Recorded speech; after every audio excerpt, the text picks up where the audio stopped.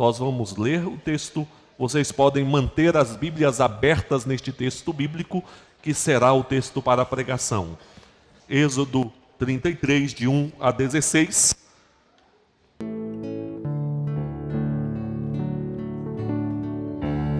Há de ter um lugar onde o tempo há de parar, onde a paz se faz real e o irreal amor não há, não. Sei que há, pois Deus o diz, e eu não posso duvidar, mesmo que não possa imaginar. Espero o dia, sim, espero. Aleluia, aleluia, no céu eu vou morar. Aleluia, aleluia, pois Cristo vem me buscar. Há de ter um lugar onde lágrimas não rolarão, fracassados dias maus da vida em caos, jamais verei, pois no lugar, santo lugar, onde o inimigo ausente estará,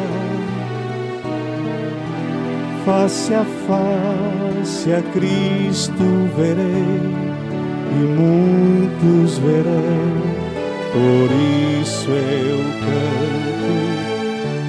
Aleluia, aleluia, no céu eu vou morar. Aleluia, aleluia, pois Cristo vem me buscar. Aleluia, aleluia, no céu eu vou morar. Aleluia, aleluia, pois Cristo vem me buscar.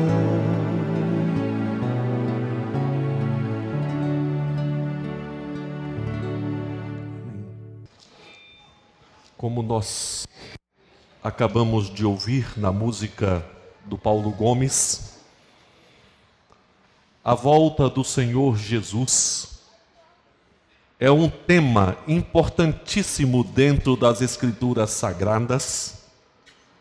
É uma mensagem que tem servido de alento, de consolo e de esperança para tantas pessoas no decorrer da história. Mas enquanto nós aguardamos este momento triunfante, que expressará a plenitude do propósito de Deus para as nossas vidas, nós caminhamos pela terra. E caminhando pela terra, nós precisamos desfrutar mais da presença do Senhor. Da presença de Deus pelo Espírito Santo em nossos corações, em nossos lares, em nossas vidas e na igreja. Nós não podemos confundir onipresença com a presença manifesta de Deus. Porque alguns dizem, pastor, falar sobre a presença de Deus, Deus está presente em todos os lugares, em nossas vidas. Mas não confunda onipresença com presença manifesta. A onipresença significa esta presença do Senhor em todos os lugares, mas a presença manifesta significa a manifestação especial da presença de Deus nas nossas vidas pelo Espírito Santo e na vida da igreja. Este texto bíblico nos apresenta a experiência do povo de Deus que saíra do Egito, sendo conduzido para Canaã, a terra da promessa. Em dado momento, em função de um pecado cometido pelo povo, o Senhor se afastou deste povo.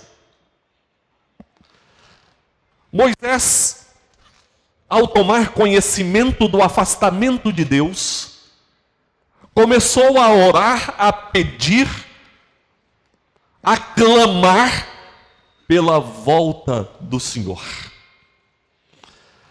Meus queridos, é inegável que a igreja cristã já viveu momentos mais gloriosos com a presença de Deus do que se vive hoje. E eu entendo, meus queridos, que nós precisamos também caminhar nesta mesma direção que Moisés caminhou, dizendo: volta, Senhor. Nessa presença manifesta de Deus na igreja e nas nossas vidas. E nessa noite, a partir e fundamentados neste texto sagrado, eu quero convidar a igreja para juntos nos colocarmos diante de Deus, dizendo: volta, Senhor. Volta, Senhor. E quero considerar este tema sob 3 aspectos. Se nós estamos falando em volta, naturalmente, nós precisamos considerar o afastamento. Como se deu e como se dá este afastamento de Deus? Este texto bíblico nos revela o povo de Israel pecando contra o Senhor. Em função disso, o Senhor se afastou deste povo.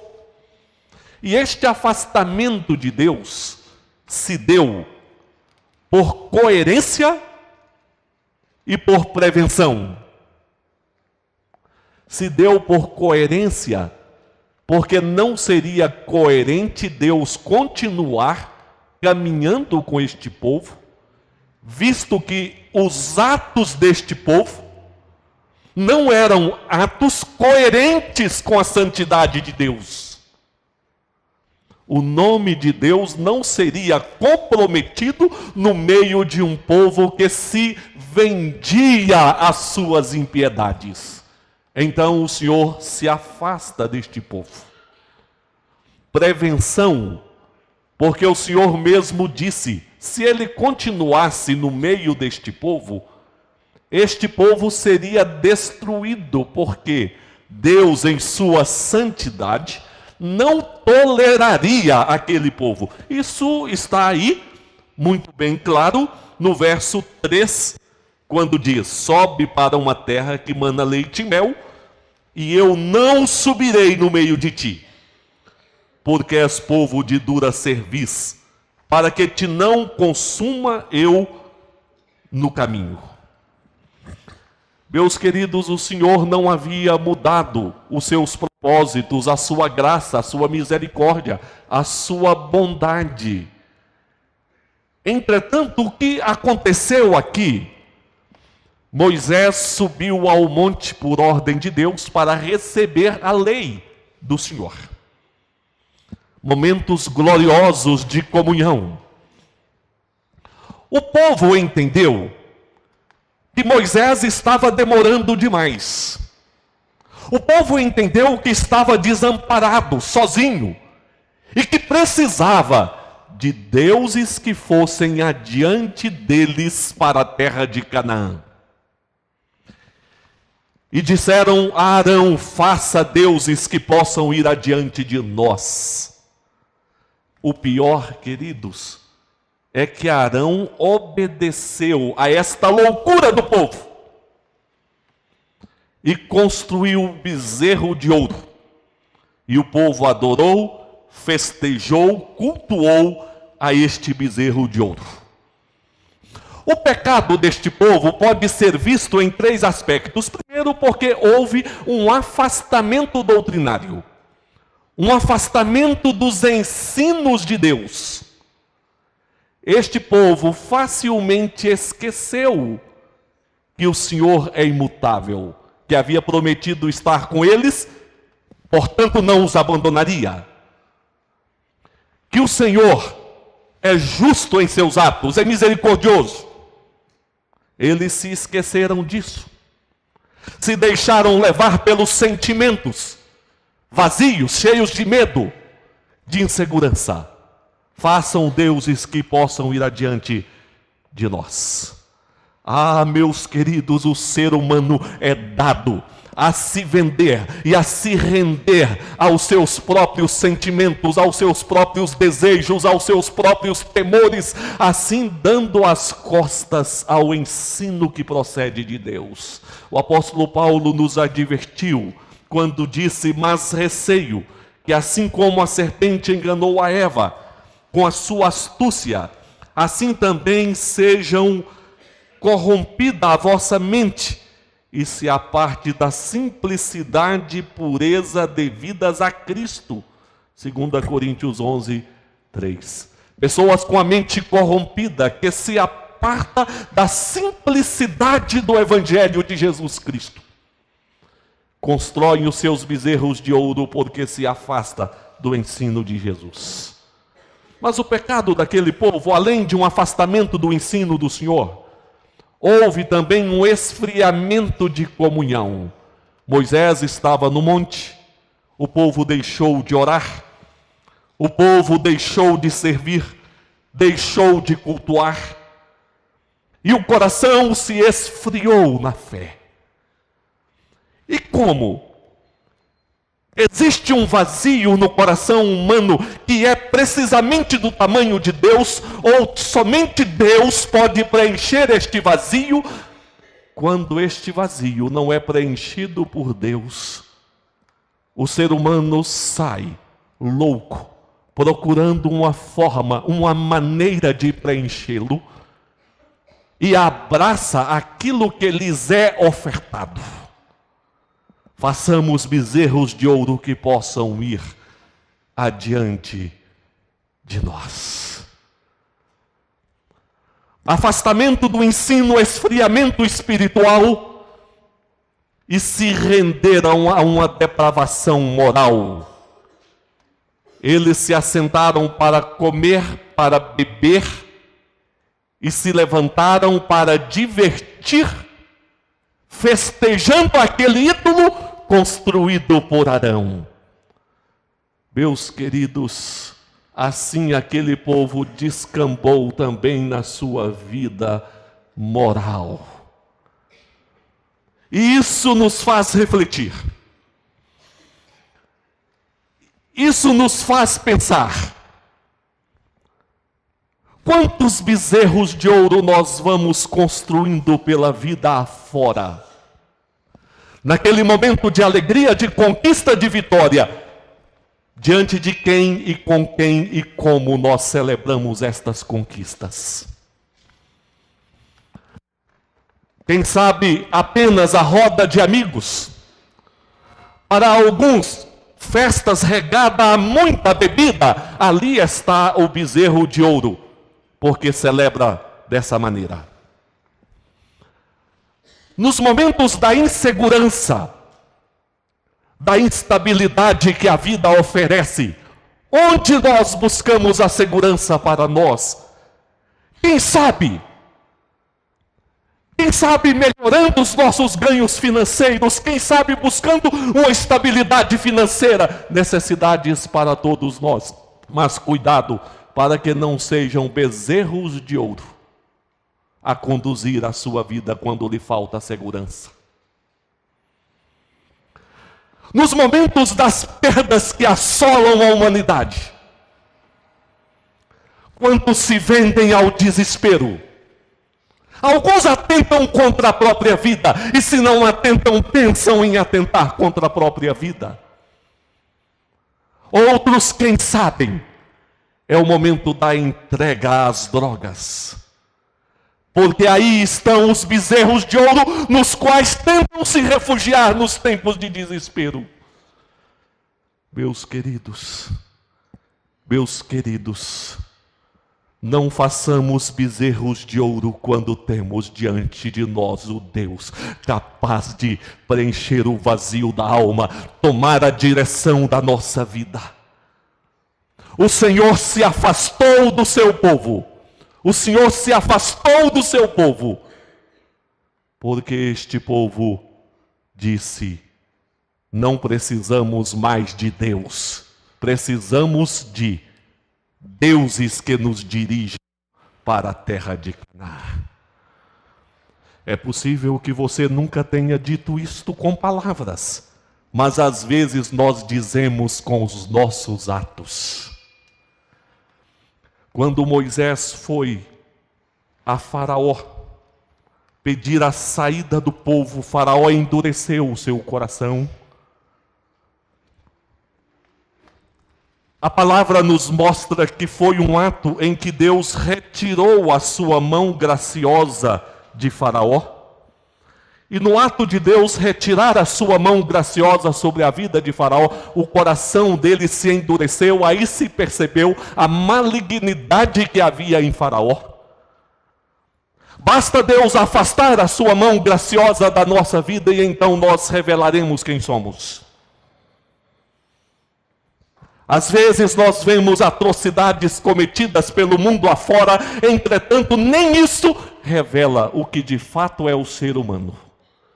Ah, meus queridos, se Deus se afasta, o homem se torna maligno. Necessitamos, sim, da presença do Senhor conosco. E isso nos permite considerar, depois de vermos que Deus se afasta, quando o povo peca. Precisamos considerar o que significa a presença de Deus com seu povo. Moisés entendeu muito bem o significado da presença de Deus com seu povo. A presença de Deus não pode ser substituída. Na vida, as pessoas são substituídas, tanto é que a esposa fica viúva. E para alguns, basta alguns meses para ter outra esposa. O esposo fica viúvo, basta também para alguns meses para ter outra. Coisas são substituídas diariamente. O carro começou a ficar velho, vai lá e troca. E a vida é levada desta maneira. O Senhor disse para Moisés: eu não irei no meio de vocês, mas o meu anjo irá com vocês, e eu darei vitória a vocês sobre os amorreus, sobre os povos de Canaã. Mas Moisés entendeu que a presença de anjo com o povo não substituiria Deus. Que a presença de vitórias também não substituiria Deus. Imagine aqueles que são casados, o esposo dizendo: minha querida, eu te amo tanto, eu te amo muito, mas só que eu não vou morar aqui em casa com você mais. Eu vou ficar distante. Eu vou mandar algum dinheiro para você, eu vou suprir as suas necessidades materiais, eu vou abençoar a sua vida, mas eu não estarei com você. Qual esposa quer um esposo assim? Qual esposo quer uma esposa assim? Meus queridos, Moisés diz: não, Senhor. Perdoa-nos, Senhor, ou então risque o meu nome do livro da vida.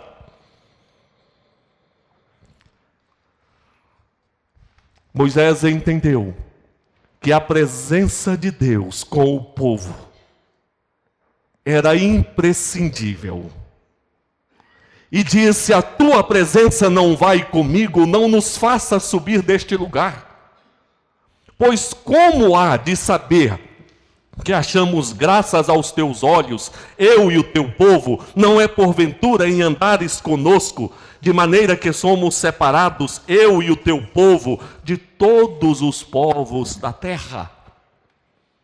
Moisés diz: Senhor, se o Senhor não vai conosco, não nos faça subir daqui, Senhor, nós não podemos continuar. Ah, meus queridos, não dá para entender como tantas pessoas querem levar a vida sem perguntar se Deus está indo com ele. O povo também entendeu, e o povo chorou, se rendeu ao choro quando Deus disse que não iria com eles. Foi esta a mesma compreensão de Jacó quando lutou com o anjo do Senhor e se apegou ao Senhor dizendo que não o deixaria ir se por ele não fosse abençoado. É o mesmo entendimento do apóstolo Pedro no Monte da Transfiguração, quando ele disse: Senhor, vamos ficar aqui, façamos 3 tendas, uma para o Senhor, outra para Moisés, outra para Elias. Era muito agradável estar com o Senhor. O mesmo entendimento daqueles discípulos a caminho de Emaús, que chegando na cidade disseram ao Senhor: fica, Senhor. O coração deles ardia pela presença do Senhor com eles. A presença de Deus significa, meus queridos, comunhão, adoração viva na igreja. E uma palavra que eu creio que designa bem a presença de Deus é completude. A presença de Deus significa sermos plenamente completos. Nesta vida onde nós somos tão imperfeitos, tão incompletos, espiritualmente, fisicamente, emocionalmente, materialmente. Por isso, constantemente nós estamos buscando os diversos recursos humanos, porque temos problemas emocionais, temos problemas físicos, temos problemas espirituais, temos problemas materiais, temos problemas jurídicos, temos tantos e tantos problemas, mas a plenitude da presença de Deus traz completude para nós, completude para o povo de Deus. É claro que essa plenitude vai se dar na glória, mas nós podemos vivenciar a presença do Senhor na igreja, na comunhão, na adoração, na alegria, no culto, na paz do Senhor. Ah, meus queridos, precisamos sim dizer: volta, Senhor. Volta, Senhor. O Senhor se afasta quando nós passamos a construir bezerros de ouro para dirigir a nossa vida e damos as costas para o Senhor. Precisamos dizer: volta, Senhor, porque sem a tua presença nós não podemos viver. Quando você adentra as portas desta igreja, qual é a sua maior expectativa? Talvez a sua expectativa seja ouvir uma boa música, ouvir uma boa pregação, ou quem sabe ver algum problema que lhe afeta resolvido.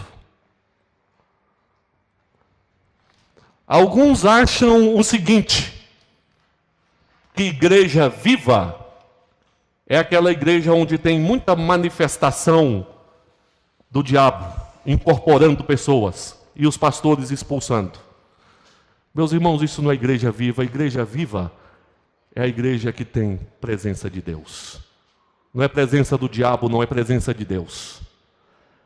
Não é presença de homem, não, é presença de Deus. Não é beleza artística, não. É beleza da presença de Deus. Precisamos sim dizer: volta, Senhor. Não vivemos sem a tua presença. Não queremos dar mais um passo sem a tua presença. E para finalizar, não poderíamos deixar de falar quais são as condições para a presença de Deus. As condições para a volta de Deus, porque o Senhor estabelece condições. E eu destaco aqui 3 condições. Estas condições independe do pastor gostar delas ou não. Independe de você gostar delas ou não. São condições de Deus. E condições de Deus, você se curva diante delas. E condições de Deus são para abençoar a sua vida. E condições de Deus são para te colocar em pé. E condições de Deus são para manifestar virtudes dele na sua vida. Meus irmãos, o Senhor disse que o mal precisava ser eliminado daquele povo. E o Senhor disse que vingaria o pecado daquele povo. Olha, se Deus não vingasse o pecado daquele povo, ele jamais andaria no meio deles. Se Deus não exercesse justiça na vida daquele povo, ele não andaria no meio deles. Mas eu não estou me referindo a essa justiça comum que essa justiça humana, onde um assassino tira a vida do outro e então é julgado e recebe lá os seus 20 anos de cadeia. E aí nós falamos, teve justiça. Mentira, não teve justiça, porque a vida daquele que se foi não voltou. A justiça de Deus é diferente. Ela é punitiva e é retributiva. O Senhor faria justiça no meio do povo.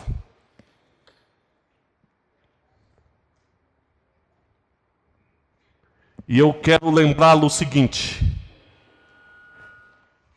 é possível desfrutarmos da presença do Senhor, porque esta condição da justiça divina foi cumprida em Jesus. Isso mesmo. O Senhor Jesus levou sobre os seus ombros as nossas culpas. Por isso ele foi à cruz.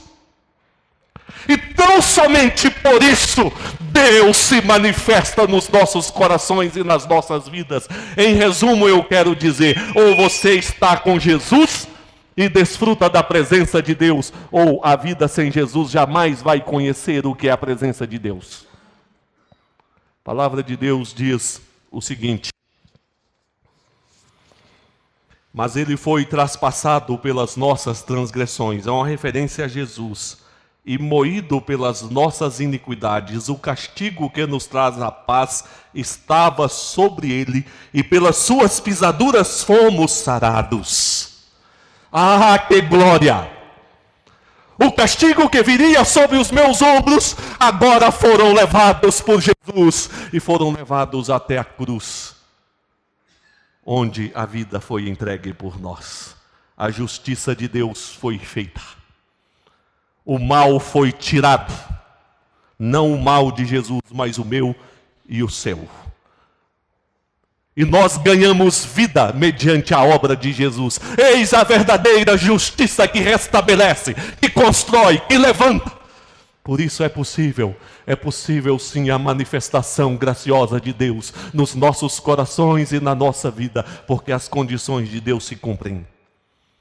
Mas uma outra condição estabelecida pelo Senhor aqui é o arrependimento. O Senhor diz, ouvindo o povo estas más notícias, pôs-se a prantear. E nenhum deles vestiu seus atavios, porquanto o Senhor tinha dito a Moisés: dize aos filhos de Israel, és povo de dura cerviz. Se por um momento eu subir no meio de ti, te consumirei. Tira, pois, de ti os atavios, para que eu saiba o que hei de fazer. Meus irmãos, era momento de ruptura. Era momento de renúncia. O povo tirou os atavios, brincos, pulseiras, objetos de ouro, para que Arão construísse aquele bezerro de ouro. Agora o Senhor disse: olha, vocês precisam despir destes atavios que foram instrumentos para o mal. Era momento de arrependimento, era momento de abrir mão, era momento de mudança, se realmente queriam a presença do Senhor. Certamente todos querem Jesus, todos querem Deus. Se perguntássemos, todos diriam sim. Mas querem levar pelo caminho estreito o que se passa apenas no caminho largo. As condições do Senhor são estas: Jesus, arrependimento, e uma outra condição estabelecida pelo Senhor aqui: uma busca perseverante, cheia de fé, busca pelo Senhor. Ora, Moisés costumava tomar a tenda e armá-la para si fora, bem longe do arraial. E ele chamava a tenda da congregação. Todo aquele que buscava ao Senhor saía à tenda da congregação, que estava fora do arraial. Meus irmãos, Moisés armava a tenda fora do arraial e Moisés buscava o Senhor ali.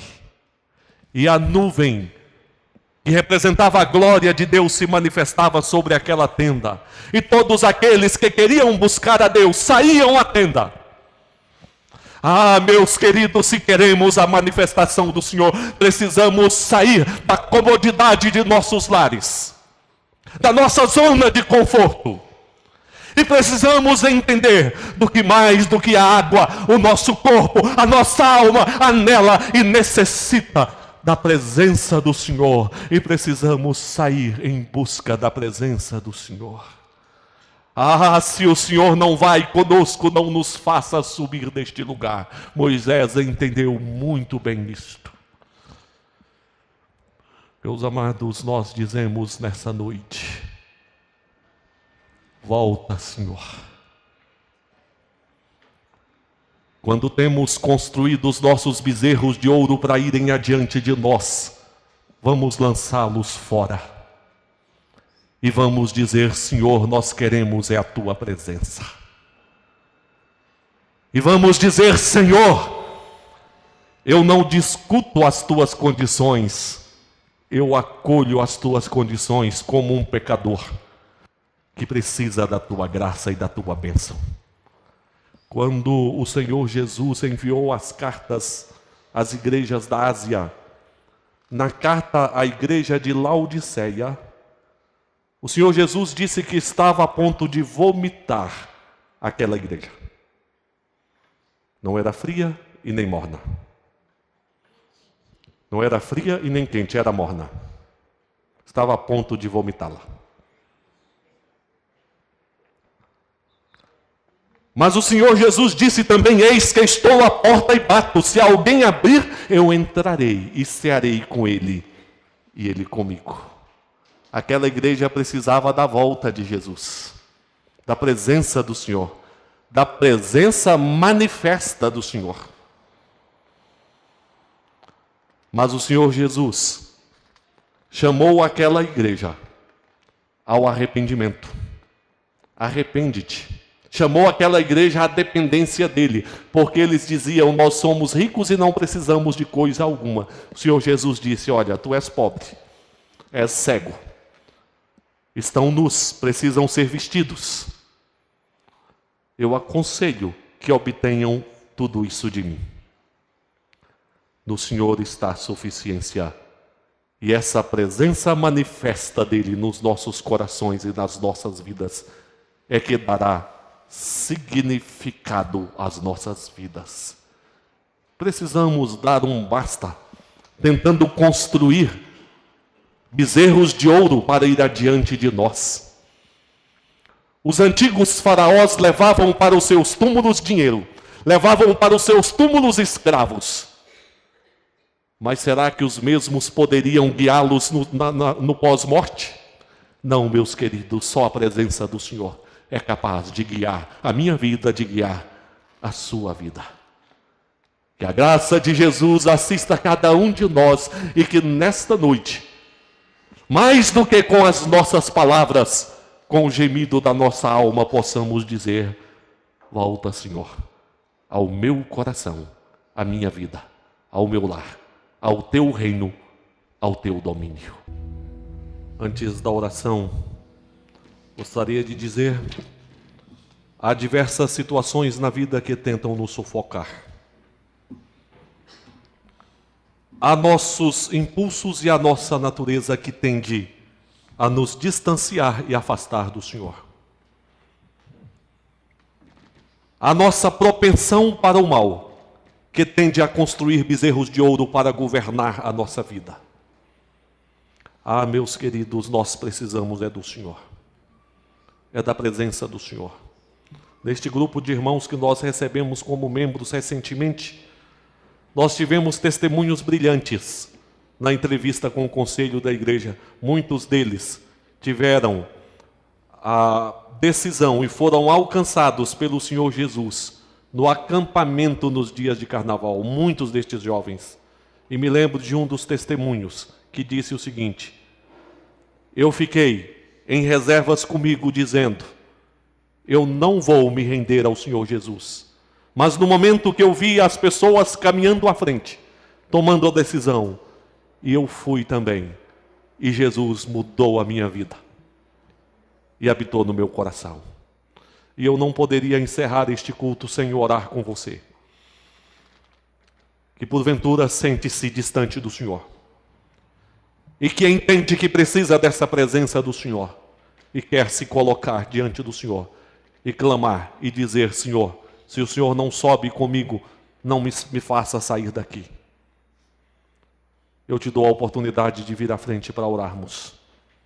Você pode vir à frente em nome de Jesus e nós vamos colocar diante de Deus o seu caminhar e pedir a Jesus por nós, para que a presença santa dEle seja vivenciada por nós. Curve a cabeça, ore ao Senhor. Ó Deus bendito, todo-poderoso, eu te dou graças porque, embora Deus justo, és o Deus de amor, que nos amou por meio de Jesus, para nos trazer para junto do Senhor. És o Deus que estende a mão de misericórdia e que nos levanta, colocando-nos em pé. És o Deus que propõe caminhar conosco, dirigir a nossa vida, nos levantar quando caímos, consolar o nosso coração no meio das aflições, renovar a nossa vida e nos dar a compreensão de que precisamos mesmo da Tua presença na nossa vida, nos nossos lares, na igreja.